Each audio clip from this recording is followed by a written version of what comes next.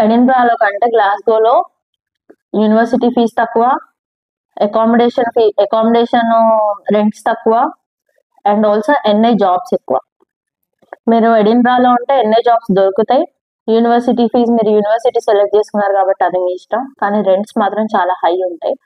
మీరు ఎక్కడుంటే అక్కడ బస్ పాస్ మాత్రమే తీసుకోగలుగుతారు. మీరు ఎడిన్బ్రాలో ఉంటే ఎడిన్బ్రా స్టూడెంట్ నంబర్ యూజ్ చేసుకొని, అంటే కాలేజ్ ఐడి అది యూజ్ చేసుకొని మీకు ఎడిన్బ్రాలో మాత్రమే బస్ పాస్ వస్తుంది. మీరు గ్లాస్గో స్టూడెంట్ అయితే గ్లాస్గో బస్ పాస్ వస్తుంది. ఆ బస్ పాస్ తో మీరు 1 month ఎన్ని బస్సెస్ అయినా ఎక్కొచ్చు, ఏదైనా చేయొచ్చు. కానీ పర్ డే మీరు బస్ ఎక్కాలంటే £5 ఖచ్చితంగా. అదే సింగిల్ టికెట్ తీసుకుంటే ఒక్కొక్క టికెట్ £2. కాబట్టి అంత రిస్క్ తీసుకోలేరు. కాబట్టి స్టూడెంట్స్ ఎవరైనా బస్ పాస్ తీసుకుంటారు £57 పెట్టి.